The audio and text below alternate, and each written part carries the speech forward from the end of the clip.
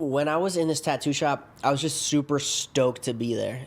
Even though I knew that everybody knew I wasn't getting paid, and that was okay because I knew I was safe. I knew I had a place to live, and people around me started to care about me for who I am. So at the time, I was only eating when somebody would like buy me dinner, give me leftovers. Sometimes people from the program would give me like a month's supply of ramen, and that's all I ate. And I was just so grateful for that. And I was so happy. And there was people around me that wanted to like hang out and like go to the beach and like go to the mall, go to the movies. I'm like, bro, I haven't done this stuff in, so long. This is really cool. Girls were interested in like hooking up with me. Because you're actually like coherent and normal? Yeah, like a normal guy. You weren't getting a lot of crackhead pussy at one point? Yeah, but in the snowbank fort? Sounds romantic. Yeah, I know. I for sure was getting pussy back then, but a way different caliber, I would assume. Yeah. And now it's like normal girls, like, girls that are, in their early 20s and stuff like that are like college girls are like inviting me out to the party. They're not shrieking at themselves and talking fucking in tongues and shit. No? Exactly. And it was way better. What's the worst one you ever did back in the day when you're homeless and shit? Worst thing I ever did? The worst pussy you ever got. Oh, bro, I don't even know, dog. I could write a book on some bad pussy. Just once you get down to the homeless tier, it must get real gruesome, man. I can tell you probably one of the worst stories that actually was like affected my life about pussy back then. So this chick had hit me up. I wasn't totally homeless. I was like couch surfing at the time. And this chick hit me up. I don't know. I think I had Facebook back then. We're talking like, I don't even know, like 14 years ago or something. She hits me up. She's like, hey, you're hot. I'm like, bet, you want to come over? And she goes, all right, no sweat. And she comes over, pussy stank. We're talking, it was so bad. It was so bad that when I had the door closed, right? That the next day, somebody had walked into that room and literally goes, that stinks, right? The story gets way worse. That's the good part, right?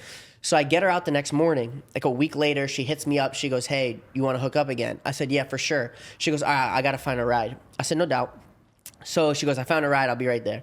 So I come out to greet her, to bring her in, and I look at her sitting in the car. You smelled it outside. No. So I look at her, and I look at the driver, and I go, hey, you're hotter than her, and I smashed her last week. Do you want to drop her off and you come back? And she goes, all right. So she drops this girl off. That girl comes back. She ends up moving in that exact same day. She never left, right? I don't know what happened. I was going to the methadone clinic at the time. So she had a car. So what I used to do is keep a girl with a car for a week because I never had take-homes. So she can drive me to the clinic every day. But on Saturday, they give me a Sunday take-home. So on Saturday, I usually kick the girl. And then come Monday morning, I find another one, right? Okay. But this girl just stayed for months. And what happened to Stinky Pussy Girl? Was she salty? I never talked to her again. Wow. I don't know. So this girl, the new girl, she ends up getting pregnant, right? And I was like, I definitely can't have a kid right now, but too late for that. So some time goes on. The baby's born. The baby's born. I'm convinced the child's mine, and my father reaches out to me, who wasn't in my life, and he goes, hey, if I'm a granddad, I just want confirmation that this is my kid. And I got offended. I'm like, whose else kid would it be, Right. He goes, I'll pay for the test. Don't worry about it. I want it done, and I'll financially support. And I said, I need some money, so no problem. So the kid ended up not being mine, right? So what really happened was, because that girl never left my sight from the day she came back to my house, she waited till I fell asleep one night, snuck out, banged some other dude, got pregnant by that dude, got back in bed with me before I could wake up. Wow. I dodged a bullet. Women are so powerful. Yeah. What will they think of next? Holy shit. But about the pussy thing, though, you think like you've always like just had this preoccupation with it? And like, do you view it as like analogous with the drug thing? Like for me, like I look at like the times in my life where I was the worst with drugs, and it was also simultaneously the times when I was the worst with pussy, of like really feeling like I needed it and I had to like fuck with all these different girls and shit, and very much like breaking out of that spell is like the reason why I feel like I can just be in a steady relationship with a girl and have a kid and have a family and shit. I don't know because even before drug use was a problem in my life, I was still like a pussy hound. Yeah. And even post to this day, I think I have more sex now than I had at any other phase of my life. Really? Yeah. How many times a day? So if I'm not like busy traveling, between 2 and 3 different girls a day. Really? Yeah. Like 2 weeks ago was my birthday, and so we did for 7 days straight across, I forget how many cities. We had orgies every day, and every orgy We had 3 to 5 orgies a day, and each one was about 15 people. Does this get boring for you at any point or no? Nah, it's just like living. You know, like some people, you know, when they wake up, they smoke a cigarette. I like to wake up and get my dick sucked. Right. Yeah. I mean, I can understand that. It's just like, it sounds like so much time. Like, it's just got to be a real commitment.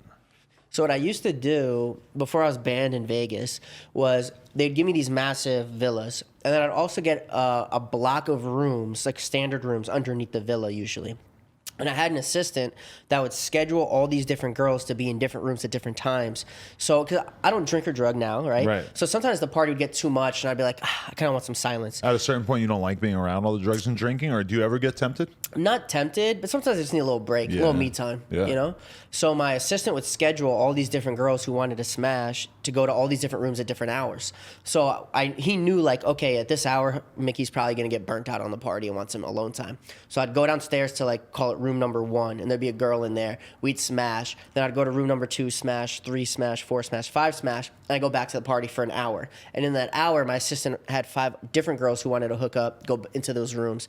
So I can rotate, like, an hour on, hour off. A lot of people watching this would probably be kind of confused about how there could possibly be this many women who would want to have sex with you. It almost seems like a crazy question to ask, but how are you even like, I mean, yeah, it sounds easy. Like, oh, of course you could get 5 girls to wait in these individual layers under the hotel, like to have sex with you. Sure. Why not? Like, how are you pulling this off? Like I said, I always was like, you know, pretty good with women.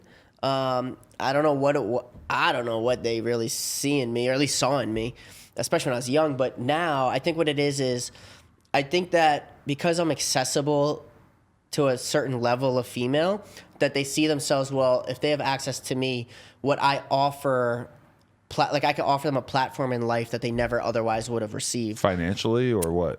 Not that I pay. No. It's like, well, for example, I do foot the bill for everything, right? So they get to go to these rooms that are like, it costs like $100,000 a night, right? And they see me get to spend $1 million that week, because I just like to have a good time. So if there's people around me that I'm having a good time with, when I spend that, call it $1 million that week, they also have some of it spent on them. But I will say this, I make incredible real connections. It's not that's what I noticed about you, is when I saw you talking to the porn star girls when we were at this poker game the other day, a lot of times I feel like the problem with me is that I can connect to the girls on the topic of like business. I could talk to them about, you know, what we're going to do to make money together in the future. But I don't ever really feel like the girl is under the impression that we're connecting in many ways. You felt like you're actually connected with them. There was one girl there who was super hot. She seemed like she was like talking to you in a way where I was like, oh, he's fucking her. And then I'm pretty sure I also just saw her try to call you during this podcast. And I mean, she's a pretty hot, famous porn star. So I mean, I don't know. What you talk about the connections that you think you can establish? I'm super. I don't want to sound like egotistic. I want to say this with all humility, but I'm super like genuine, right? There's like a lot of things that I can't do in life that I'm not good at or whatever, and I'm super open about it. So if someone approaches me with something, I say, hey man, like I'm really sorry, or to a girl, like, hey, I'm really sorry, but that's not my area of expertise, but I know a guy. Why don't I connect you? And if you need any help, let me know. And I offer support, and I think they just really appreciate that. I never tell a lie, and you can ask my friends on a real core level. I can't lie. Do I sometimes catch myself maybe embellishing or manipulating? This, yeah, I would say, but lie I don't do, and I think I just keep it a buck all the time. And even though whatever fame or clout I have is direct, it's let's just say like I got famous off how rich I am, right? So I think when people see how I actually live and meet me and see like, bro, this dude wears the same pair of ripped sweatpants every single day. Like, what's up with that? And they just are really curious. Hey, man, like, you don't fit the bill of somebody that, you know, is that status. Why? And I said, well, man, this is just me, man. I used to be homeless, and now I'm living life. How much do you think the money factors into that? Because I was thinking that when we were sitting there at the poker table, like everybody at that table, if you could play poker with, you know, $20,000 or $40,000 in front of you, and you had like hundreds of thousands of dollars stacked in front of you, then certainly like the average woman's going to see that and think, oh, fuck, they must be a millionaire. They must have a lot of money if they can sit there with $20K in front of them to play this game. Do you feel like women are like how much does that change how women interact with you? Because I'm not really used to it, because it's like, yes, I am in that financial position now, but I've been in a relationship pretty much the whole way that I've been like getting to that point, and I'm not really like, I don't put myself in a situation where I get to like see how much more girls are attracted to me because of the money thing. Like, how much does that factor in? So when I decompartmentalize my level of relationship with different women, I can accept women that are attracted to me because they think, oh, look how rich this guy is, right? And when I know that's what I'm getting myself into, no sweat, let's jive. That's where we're at, and that's all we're gonna be, no doubt. You know, you want me to floss a little, and you wanna, you know, hook up, no doubt. Right. And I think what happens is, in a lot of scenarios that I'm in, where it's like, for example, poker games, especially like private games, those girls are there for money. I have money, and compared to the other guys with money, I'm young. I look like I should be a SoundCloud rapper, and I do really fun things. I'm not like some old, hairy, sweaty, fat dude with a small dick. You know, I get that. I remember I had this like really eye-opening experience when I was young. I was maybe 28, and I went to the strip club with my friend in Austin. And he was like, you know, another like relatively young like guy with tattoos and everything. And we were in the strip club, and like, I was like, we kept going like every Friday to do brunch and then just like hang out for a while and stuff. And I was talking to him one day. I'm like, how do you like just go in there and have so much fucking confidence with these girls? Like, I was still stuck in the mind state of like, oh, I should be lucky to even have one of these strippers even fucking talk to me, you know? And he said to me, he's like, bro, when we go in there, everybody in that fucking strip club in the middle of the day is either wearing a suit or they're a fucking day laborer. Me and you walk in there and we got tattoos, we ride bikes, we have like, we go out, we party, we do drugs. We like, these girls are like on our time. Like, they're like you. Don't go in there and act like they wouldn't want to hang out with you. Why wouldn't they want to hang out with you? You're way more interesting and appealing to these girls than 95% of the people that go into that strip club. And I was like, fuck, you're right.